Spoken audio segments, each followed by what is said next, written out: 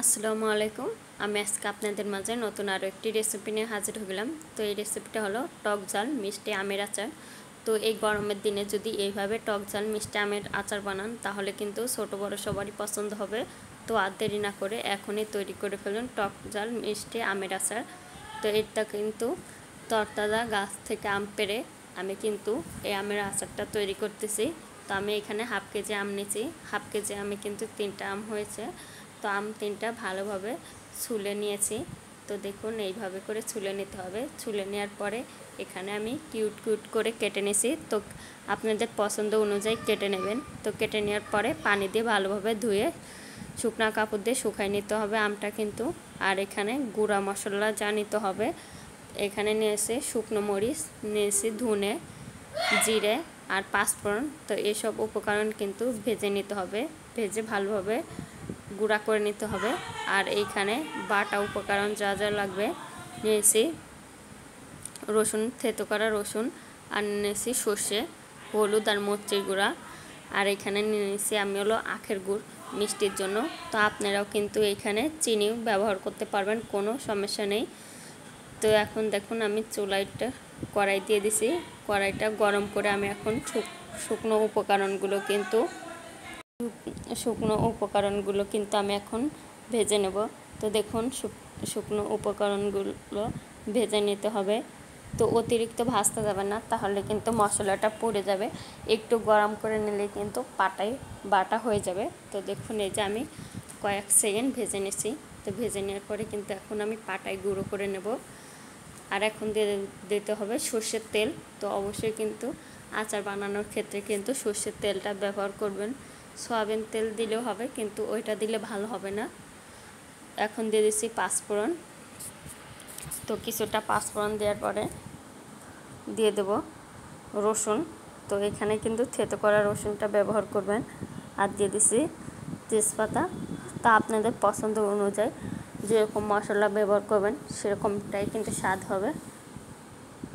তো দেখুন এই যে রসুনটা দেওয়ার পরে কিন্তু তেলটা একটু ফুঁপে উঠবে। তো হালকা ভেজে নিতে হবে। তো রসুনটা কিন্তু অবশ্যই ভেজে নিতে হবে ভালোভাবে।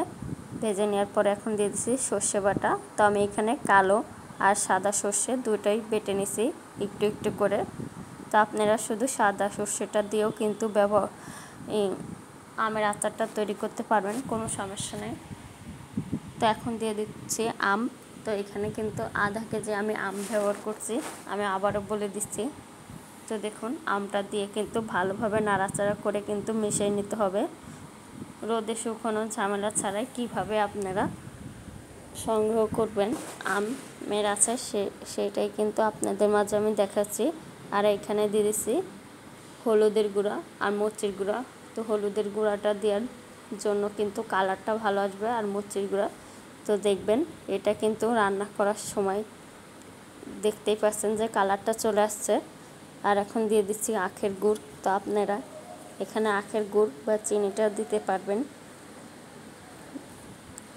তো টক ঝাল যেহেতু মিষ্টির আচার বানাবো, তো অতিরিক্ত মিষ্টিটা দেব না। ঝাল টক আচার বানালেই কিন্তু ওইটা বেশি মজা লাগে আমার কাছে। তো আমি এর জন্য কিন্তু সামান্য পরিমাণ মিষ্টি আর সামান্য পরিমাণ ঝাল দিয়ে আচারটা তৈরি করতেছি।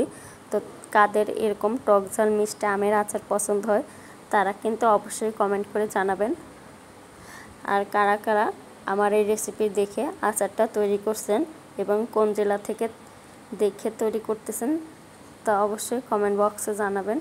তো দেখুন এই যে এই পর্যায়ে কিন্তু একটু ভালোভাবে নাড়াচাড়া করে কিন্তু আচারটা রান্না করে নেব। তো মিডিয়াম টু লো আঁচে রেখে কিন্তু আচারটা রান্না করে নিলে কিন্তু ভালো হবে। 2 থেকে 3 মিনিট আচারটা রান্না করে নিলেই কিন্তু আপনাদের টক ঝাল মিষ্টি আমের আচার তৈরি করা হয়ে যাবে। আর এখানে ভেজে রাখা এখন গুঁড়াটা দিতে হবে। তো এইসব উপকরণ দিয়ে কিন্তু এখন ভালোভাবে আবার একটু নাড়াচাড়া করে কিন্তু 2 মিনিট রান্না করে নিতে হবে। তো দেখুন মাশাআল্লাহ এটা কিন্তু দেখতে অনেক লোভনীয় হয়েছে, আর এটা কিন্তু খাইতেও মাশাআল্লাহ অনেক স্বাদ হয়েছে। তো আর দেরি না করে এখনই তৈরি করে ফেলেন ঝটপট টক ঝাল মিষ্টি আমের আচার। রেসিপিটা যদি ভালো লাগে থাকে অবশ্যই লাইক কমেন্ট শেয়ার করবেন। আর নিত্য নতুন ভিডিওটা পেতে আমাদের চ্যানেলটা সাবস্ক্রাইব করবেন। তো দেখুন মাশাআল্লাহ এই আচারটা কিন্তু হয়ে গেছে। তো আপনারা দেখেই বুঝতে পারছেন। আচারটা কিন্তু পরিবেশন করে নেব আমি এখন। তো আচারটা কিন্তু এই যে আমি পরিবেশন করে নিচ্ছি। তো দেখুন এটা কিন্তু অনেক লোভনীয় হয়েছে। তো আচারটা তৈরি করার 5 মিনিট পরে আপনারা বুঝতে পারবেন যে আচারটা কেমন হয়েছে। তো সাথে সাথে আচারটা কোনো পাত্রেই পরিবেশন করবেন না।